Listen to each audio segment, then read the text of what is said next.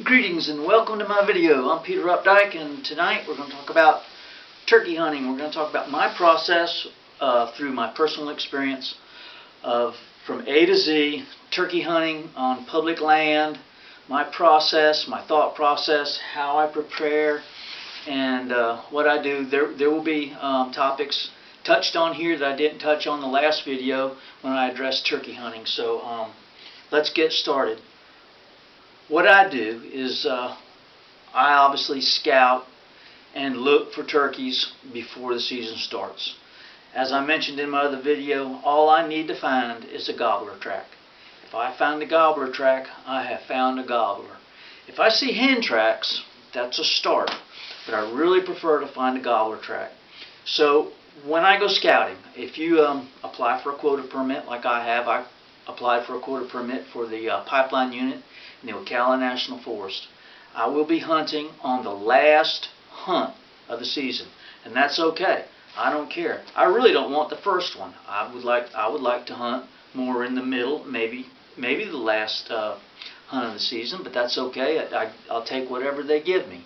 Like I said, I'll be hunting in the pipeline unit, and typically what I do is I hunt the basic same area over and over and over again. Why? Because I develop a familiarity with that area. It's only a 4-day hunt.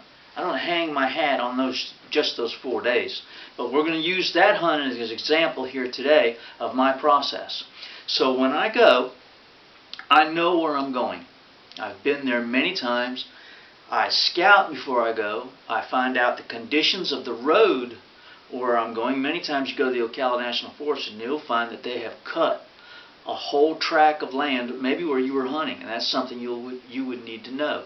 So I go up and I scout maybe once or twice before the season starts, and look for gobbler tracks. I look for places to set up. I look for places to park my truck. First and foremost, I look for a place to park my truck. I want to park in an area where I'll be hunting. That serves two purposes. One, I want to park my truck someplace where I know I can get back to it easily, and two, I want to let other hunters know that I'll be hunting in that area. So when I scout, I look for access, I look for turkeys, and I look for places that I can hunt. Those are the three places I can set up and call to a turkey. Alright, so let's assume that I've done that. I've gone out and I've found my spots. I found where I'm going to park. I know the condition of the road because I'm going to be driving there in the dark. Okay, I'm comfortable driving there in the dark. You need to be comfortable driving there in the dark too. I hunt by myself 90% of the time. So I'll be driving down dark roads in a national forest by myself. Of course, I do it all the time, so I'm comfortable with it. But you can't expect everyone to be comfortable with that. When I was a youngster coming up, driving the Ocala National Forest, going hunting by myself, made me nervous. I was scared. I still get a little nervous. I still get a little scared, but not so much. I'm very familiar with the area. You need to be familiar with the area too. Get comfortable with it, okay? And it will help you in the end. So it's the first day of the hunt. I get up in the morning, and I typically make myself a sandwich, get a bottle of water, and put it in my day pack. Everything goes in my day pack. This is my little backpack. My turkey calls are in here. My shotgun shells are in here. My GPS, my cell phone, my spot locator. Everything is in this bag. So all I have to do is pick up my bag, pick up my shotgun, put it in the truck, and leave. I don't have to go looking for a lot of things. So I put it all in there, and I'm dressed in my normal clothes. I've got my jeans on, I've got a t-shirt on, maybe if it's cool out I put a sweater on or a sweatshirt and hit the road like that. So everything goes in the truck. I don't waste a whole lot of time because the sun comes up very quickly on a turkey hunt. You need to be there early. You probably need to be at your parking spot at least 30 minutes before daylight. Okay? So if it's a 45-minute drive, you're talking about an hour and 15 minutes, an hour and 30 minutes before daylight is when you need to leave the house. So it's an early morning activity. Doesn't have to be that way, but typically that's what it is. So I get to my spot, and I'm feeling good about it because nobody's in my parking spot. if I get there and there's somebody in my parking spot, I need a backup plan. I don't want to ruin somebody else's hunt. Okay, so what I'll do is I'll have a backup plan, another spot to go to. And typically I get there early enough, and I hunt in an area where not too many people hunt, so I really haven't had that problem of other hunters. I avoid other hunters at all costs. If there's another hunter in a spot that I wanted to hunt, I just let him have it, and I'll go on to the next spot. I don't want to ruin somebody else's hunt, and they don't want to ruin mine, so that's the approach I take. So I get to my spot, and I park my truck. I have several flashlights that I use. I don't mind using the flashlight when I'm at the truck. I've got headlamp that I wear on my head, and I've got just a regular little flashlight, and I've got my dome light that comes on the cab of the truck on the bed of the truck. And what I'll typically do is I'll get out of the truck and I'll put on my camo. This is a little jumpsuit. It's I think this is a natural gear leaf suit. It's got a top and legs, and I'll put those on, and I will also put on my snake boots. I wear snake boots when I go hunting. You should wear snake boots too. And I've got a mask and gloves to hunt in. Okay, I always wear my mask and I always wear my gloves. So then I'm standing by the truck. I've got my shotgun. I've got my shotgun shells. I've got all my gear ready to go, and I'm waiting for daylight. Typically what I'll do is I'll stand at the back of the truck and just wait. I won't go venturing off into public land in the dark where I might run into a black bear. There are a lot of black bears in the Ocala National Forest, and I'm really not comfortable roaming around in the Ocala National Forest in the dark early in the morning. What I typically do is I wait for daylight by the truck there, and then as daylight starts to come up on the horizon, I will then start making my approach towards the area I want to hunt. So, daylight's coming.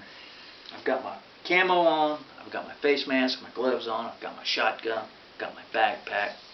I'm going to stand there for a little while, and I'm going to wait for a gobble. Now, I've got my setup location already picked out. Maybe I've got 2 or 3 setup locations already picked out.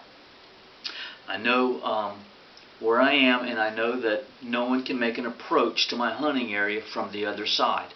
I don't have to worry about anybody coming in on my hunt from the other side. I know what's over there. There's nothing over there, okay? It's just dense, thick woods with no trails in them. That's your perfect setup, okay? So that's what I look for, and I typically wait to hear a turkey gobble. Waiting for a turkey to gobble can take time. What I really like to do is I like to wait for daylight, or enough light to where I can see good enough where I can make an approach to my spot, and then I'll make my approach to the spot and I will set up. I typically don't use a locator call. Locator calls are good in an event that turkeys are not gobbling and there are no other birds calling. Where I hunt, I hear hoot owls, I hear woodpeckers, I hear hawks, and I hear crows.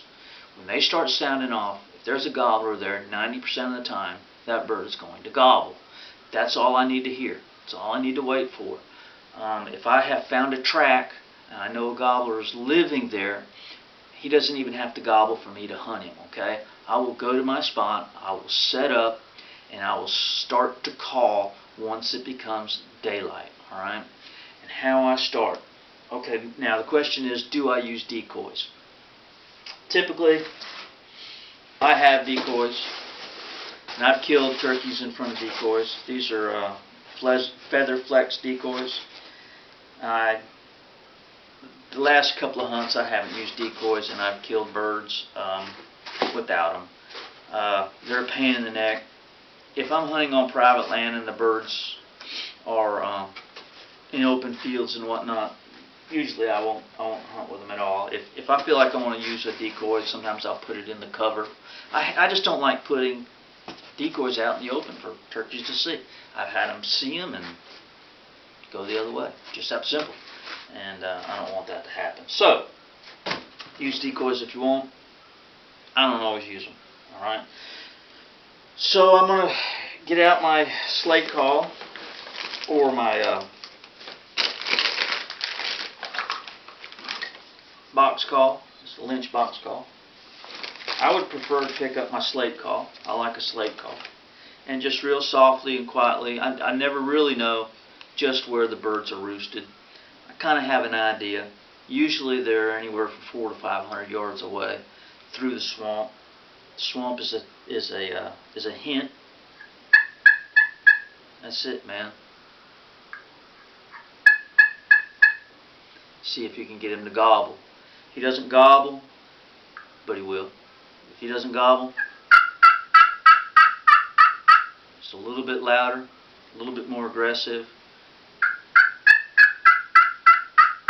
And that's it. That's all I do. I'll put down my call. I'll get my shotgun. This is an Ithaca Model 37. I like turkey hunting with it. It's got an old school polychoke on it. And it's just a good old 12 gauge, 2 3/4 inch shotgun. Use a heavy shot. Number 7s work well in this gun. I shoot a real good pattern with number 7s. And 2 3/4 inch, I can kill a bird 30, 35 yards with this gun. No problem. So, I sit on the ground. I usually take a seat cushion. I've got my camo. Sometimes I even make a palmetto blind. I'll make a palmetto blind. Palmettos are everywhere. I just cut them with my knife and stick them that in front of me. And once I yelp, once I've made that initial call, I'm committed to that spot. And you should be too. When you call to a turkey, he's making a mental note of where he heard you.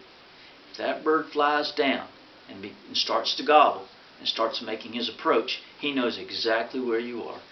Ben Rogers-Lee said if you're a turkey hen and you're down in a hole and you call, a gobbler can come from a mile away, stick his head down in that hole and find you. Now, I believe it to be true. So, once you start calling, you hear a turkey gobble, you're on. That's what you're looking for. Your hunt is on. So, how long will it take for that bird to get there? Nobody knows. Sometimes they take an hour, 2 hours. Sometimes they take 10 minutes. Hunt can be over very quickly, or it can take you all the way into the afternoon. So, patience and being vigilant is key here. Getting comfortable at your spot. You don't want to be seated on the ground in a contorted state where you're not going to be able to last for hours. You want to find a spot that's comfortable, where you're leaning up against a tree or leaning against some cover that kind of puts you in a reclined position so that you can even, if you even fell asleep and took a little nap, it'd be okay. All right, that would be ideal. For me, a good nap during the spring gobbler season is the way to go. So anyway, we're sitting there and we hear a bird gobble, and he's far off. How far? Let's say he's 200 yards away. The question that a lot of people ask is, should I move on that bird? Should I make a move on that bird? Well, what I just said is probably the most important.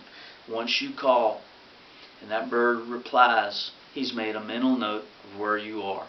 If he decides to do a loop-de-loop, which many times they do, that means he'll gobble over here and he'll start walking off in that direction.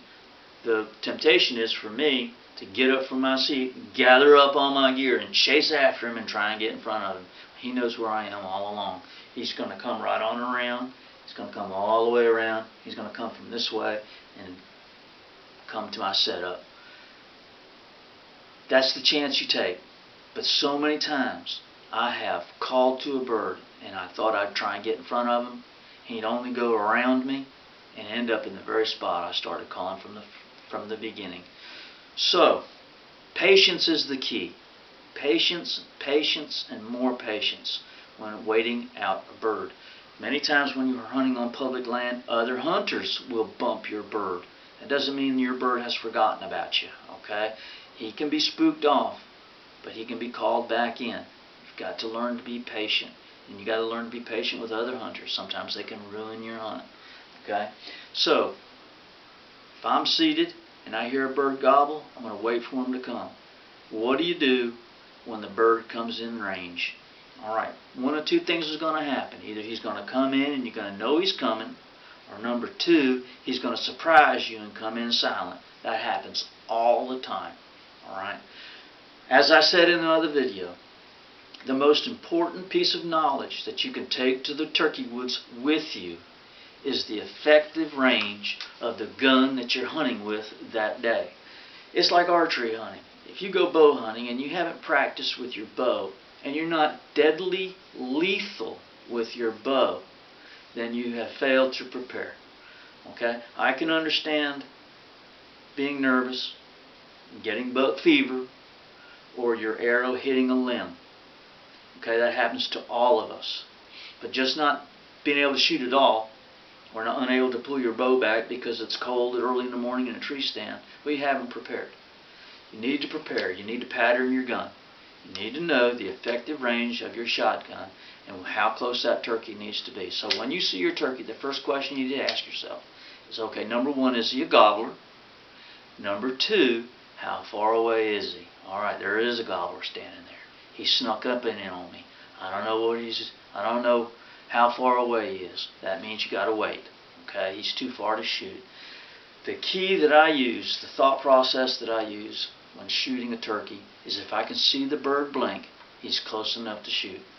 I don't know how far that is. It just sets in motion in my mind to know how far away he is. I'll see a bird, and if I see him coming, I'm always talking to myself, talking within my mind. Not yet.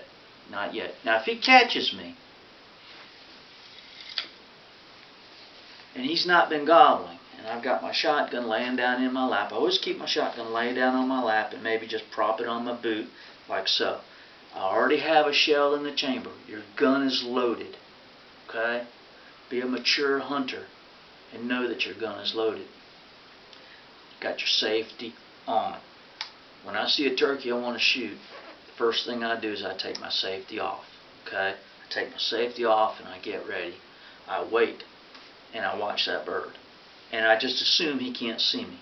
I've got my camo on, I've got my face mask on, I've got a backdrop. The sun's not in my face. That's part of my setup. I make sure that the sun is never in my face. Okay? The bird is 40 yards. I gotta wait. The question always is, do I call at this point? And my answer is no. I do not call at this point. I'll wait and see what the bird's going to do. Many times they'll sneak in, they'll be at 40 yards and they haven't gobbled. And they'll get to where they heard you yelping and they know there's supposed to be a hen there. And what do? They'll gobble. They'll gobble when they get there. They'll say, hey, I know there's supposed to be a hen here. Where is she? And he'll, pow, right there. And again, patience is important. He'll come in close, come in close, come in close. He's coming 2 or 3 more steps, just a little bit closer, a little bit closer. The whole time this thought process is going through your mind. A little closer. Safety's off, fingers on the trigger. I'm going to slowly get my gun in position, and then what I'm going to do is I'm going to bring it up, aim, and shoot. Don't have to do anything else but pick up, aim, and shoot. And you've got a dead gobbler. Okay? If the bird is coming in and he's gobbling, that's even better. If the bird's coming in and gobbling and I know he's right there, I get my gun up before he gets there. Alright? And then I just wait. And I just wait. And I look. Okay, he's 40 yards. Wait. And just wait and wait and wait. And if he disappears into the cover, I just wait. Again, patience is the virtue. If he disappears in the cover, he might come out over here. But moving is risky. If I'm here and he comes out here, oh, he's over there. Okay? I just turn, bang, shoot. Don't waste a whole lot of time. This isn't marksmanship 101. This is killing a turkey with a shotgun. Okay?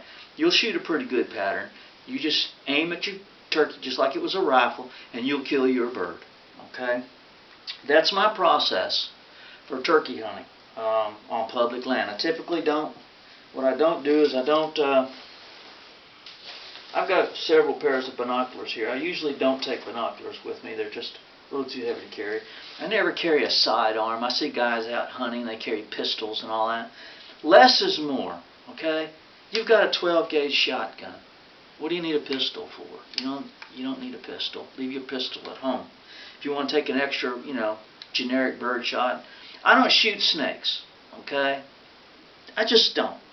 there's nothing that I want to shoot except a gobbler. I don't shoot coyotes. They don't bother me. I haven't seen the deer population decimated because of the coyotes. I don't shoot coyotes. So that's it.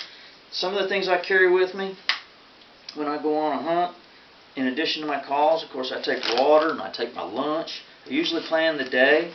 I carry a GPS. I mark areas where I know there are turkey tracks on my GPS. I've got areas marked on this GPS from last year, year before that, and year before that, locations that I saved. Alright. What else? I got a multi-tool in here. I've got here's one of my flashlights, just a little LED flashlight I carry with me. And gloves. I like the lighter gloves. Any glove that I get that's a super light is what I like to use. This is a First Light glove. Real light, not too heavy. It's the kind of glove you need. And I got a spot locator in case something happens to me and I need help, and my cell phone doesn't give me any coverage. A lot of places that I hunt are in the back country. I don't have cell service in a lot of the places that I hunt. If I go elk hunting in Colorado, this works. If I go deer hunting in Georgia, this works. No matter where I am, this works. Okay? It's like I said, it's a spot locator. You buy a subscription for it. You buy the locator. My wife got me this for Christmas one year, or my birthday, a couple of years ago. And I just pay a subscription for it every year. And if something happens to me and I can't get back to my truck for one reason or another, I can power this thing up, hold down the SOS button, and people monitor this. It gives the exact location of where I am, and they'll send someone for me. Okay, and it has other features as well. Look it up, spot locator. You'll like it. I carry an extra pair of reading glasses, fine magnifying glasses, and I like a good spring assist knife. I take a knife with me, as well as a hunting knife. I usually carry this spring assist knife with me when I'm in my tree stand. If something should happen and I was hanging from my safety harness, you may need to grab it around the tree and cut yourself down. A spring assist is a good knife to have because it doesn't require more than one hand to open it, and then you can cut yourself down. Always thinking about stuff like that. Put on a safety harness, and what happens if I get to hang in there?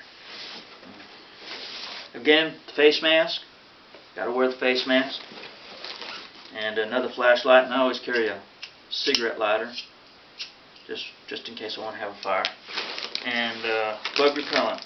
I also carry a thermocell, but I like to spray the ground. Ticks and chiggers. You can sit in a nest of ticks, and man, you can have so many ticks on you. If you spray the ground, that'll help. That'll help lessen the severity of that. And snacks. I like to carry some cookies and extra pieces of paper towel for obvious reasons. And water. That's everything I have in this pack today. So I hope this helps you get a handle on the process of turkey hunting. Okay? Turkey hunting does not involve spot and stalk. Alright? You need to hide in the woods. As I said in my other video, I am a traditional turkey hunter. I do not do anything that is new in the world of turkey hunting, like hunting from a turkey blind or trying to sneak up on turkeys while they're in a field behind a fan. I don't use wounded decoys to try and lure them in. I don't do any of those things. I am a Ben Rogers Lee fan, and if he said turkey hunt this way, that's the way I do it. I guess that about covers it. In closing, if you are a turkey hunter, if you want to be a turkey hunter, if you want to try turkey hunting, I'm here to tell you that it's the most exciting, most bad to the bone thing you'll ever do. Just think, where else can you put on gloves and a mask and camo and walk around in the dark with a 12-gauge shotgun and it be legal? All right? It feeds your spirit. It especially feeds the male spirit. All right? It will test you. It will show you what you're capable of. And hiding in the woods with a shotgun to kill a turkey is just a cool thing to do. You should try it, okay? I hope my video has given you the content that you need in order to be successful in the turkey woods. I wrote a book entitled Wild Treasures of an Outdoorsman. I have many turkey stories, turkey hunting stories in this book. Some of the stories took place in the Green Swamp. Some of the stories took place in the Ocala National Forest. Turkey hunting in Georgia. I've been turkey hunting in Georgia and enjoyed turkey hunting. You can get your copy at Pat's Pawn and Gun on their website. You can go to their website, Pat's Pawn and Gun in Leesburg, Florida.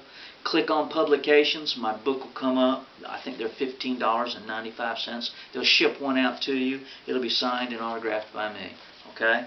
So that's it. This gobbler here is a bird that I killed while hunting in Georgia. It is the only hunt my wife ever accompanied me on, so I thought I would get him mounted and put him on the wall. He represents everything that's great about turkey hunting.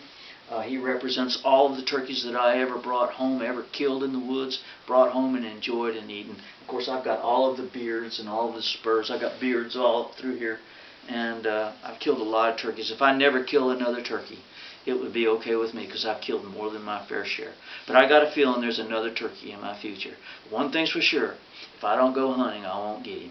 So that's it. On my next video, I was going to do a pattern your gun video. So on my next video, I'm going to pattern my 20 gauge double barrel.